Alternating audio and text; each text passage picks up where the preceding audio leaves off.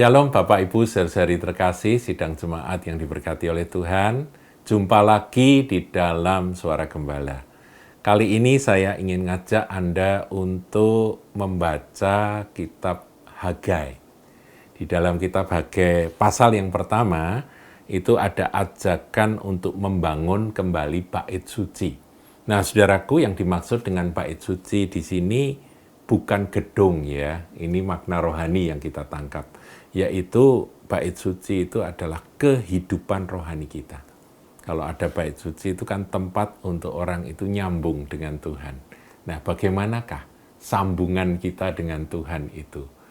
Sudah terbangunkah akan hubungan kita dengan Dia, Tuhan kita? Nah, saudara, saya akan bacakan mulai ayat 2 di dalam Hagai 1 ayat yang kedua. Beginilah firman Tuhan semesta alam, bangsa ini berkata, sekarang belum tiba waktunya untuk membangun kembali rumah Tuhan. Bangsa itu berkata, sekarang belum tiba waktunya untuk membangun kembali rumah Tuhan.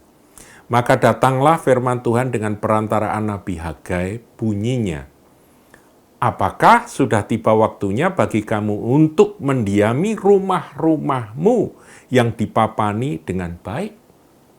Sedang rumah ini tetap menjadi reruntuhan. Jadi diperbandingkan. Ya, ini Tuhan berbicara melalui nabinya, yaitu Hagai. Ketika umat Israel berkata, belum tiba waktunya untuk membangun rumah Tuhan. Ya, tadi saya sudah awali bahwa rumah Tuhan dia adalah kehidupan rohani. Yang rohani-rohani nggak usah diurusi dulu. Sekarang ini kita punya fokus yang lain terlebih dahulu. Nah, kemudian Tuhan berfirman melalui nabinya. Apakah sudah tiba waktunya bagi kamu untuk mendiami rumah-rumahmu yang dipapani dengan baik? Sedang rumah ini tetap menjadi reruntuhan. Kehidupan rohanimu runtuh, engkau membangun kehidupan jasmani yang semakin baik. Kira-kira gambarannya seperti itu. Apakah sudah tiba waktunya kamu mendiami rumah-rumahmu yang dipapani, artinya dibangun dengan papan-papan yang sebaik mungkin, sedangkan yang rohani ini menjadi reruntuhan? Coba saudara pertimbangkan, ini teguran keras buat kita. Kadang-kadang kita terus membangun, kita mencari dan mengejar akan perkara-perkara yang jasmani. Tidak salah, saudaraku. Rasul Paulus itu mendoakan supaya tubuh, jiwa, dan roh kita terpelihara sempurna sampai hari kedatangan Tuhan. Jadi ada keseimbangan. Tetapi di sini, umat Israel itu ngurusi soal-soal yang sementara, yang jasmania, begitu rupa sehingga berkata, yang rohani-rohani ini belum waktunya. Nah, kemudian kita lihat ayat 5. Oleh sebab itu, beginilah firman Tuhan semesta alam. Perhatikanlah keadaanmu. Kamu menabur banyak, tapi membawa pulang hasil sedikit. Kamu makan, tetapi tidak sampai kenyang. Kamu minum, tetapi tidak sampai puas. Kamu berpakaian, tetapi badanmu tidak sampai panas. Dan orang yang bekerja untuk upah, ia bekerja untuk upah yang ditaruh dalam pundi-pundi yang berlubang, bocor, saudaraku. Beginilah firman Tuhan semesta alam, perhatikanlah keadaanmu. Jadi rupa-rupanya kalau bisnis seret dan sebagainya, itu kadang-kadang merupakan tanda dari Tuhan. Supaya engkau sadar, Tuhan bisa bikin bisnis itu terhambat, seret karena apa? Nggak semua ya, saudaraku ya. Saya ingatkan, nggak semuanya seperti itu. Tapi ada yang seperti itu dalam konteks firman Tuhan yang kita baca ini. Yaitu umat Israel, umat Tuhan, mengurusi akan rumahnya sendiri, tanda kutip. Urusannya sendiri, urusan Tuhan, urusan rohani, diabaikan jadi reruntuhan. Maka Tuhan bertindak. Menabur banyak, bawa pulang hasil sedikit. Makan tidak sampai kenyang, jadi hasilnya tidak memuaskan. Berpakaian tidak menjadi panas, dan bekerja untuk upahnya bocor terus. Itu yang terjadi, saudaraku. Kemudian ayat 8, ini adalah perintah. Jadi, naiklah ke gunung, bawalah kayu dan bangunlah rumah itu, maka aku akan berkenan kepadanya dan akan menyatakan kemuliaanku di situ. Firman Tuhan. Rumah Tuhan itu ada di tempat tinggi, saudaraku. Naiklah ke gunung Tuhan. Bawalah kayu, bahan untuk bangun. Saudara, mari kita membangun akan kehidupan rohani kita.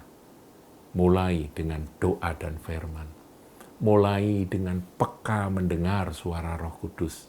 Beberapa waktu yang lalu kita sudah seri Roh Kudus. Saudara, praktekkan itu. Kemudian, demikian firman Tuhan.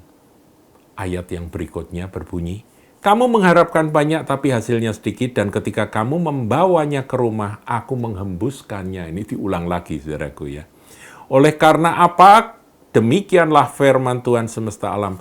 Karena rumahku yang tetap menjadi reruntuhan, yang rohani ini jadi reruntuhan, gak diurusin. Sedangkan kamu masing-masing sibuk dengan rumahnya sendiri, dengan urusan-urusan sementara, urusan jasmani, urusan pekerjaan, terus sibuk. Kalau mau disibukkan ya memang nggak selesai, saudaraku. Kalau kita nggak mau berpaling dan berkata, aku mau prioritaskan akan perkara-perkara rohani, aku mau cari Tuhan,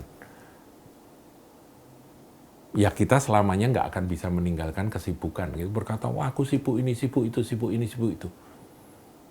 Nah, saudaraku, urusan rumahnya sendiri-sendiri, masing-masing sibuk. Nah, kita perlu bertobat, saudaraku. Bertobat dari ngurusi urusan-urusan yang sementara, yang nggak ada habis-habisnya ini. Bukan berarti kita melalaikan, saudaraku ya. Yang tidak bekerja jangan makan.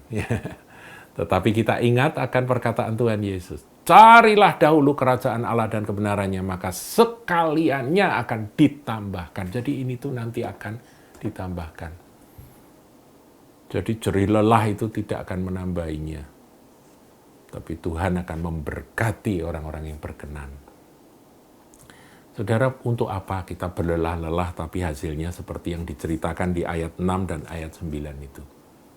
Ya, dikatakan menabur banyak, membawa pulang sedikit, makan tidak kenyang, minum tidak puas, berpakaian tidak hangat, bekerja untuk upah, upahnya bocor, pundi-pundinya bocor, kemudian mengharap banyak hasil sedikit, ketika dibawa pulang dihembuskan oleh Tuhan. Saudaraku, yang begini-begini ini, saudara, jangan sampai terjadi dan berlarut-larut dalam hidup kita. Bertobat, saudaraku. Mari kita cari Tuhan. Bukankah Tuhan itu penuh dengan kasih dan kemurahan? Jumpa dengan Dia, maka berkat-Nya akan limpah dalam hidup Anda. Dan takkan kekurangan, sekali-kali takkan kekurangan orang-orang yang mengasihi Dia dan dikasihinya. Tuhan Yesus memberkati.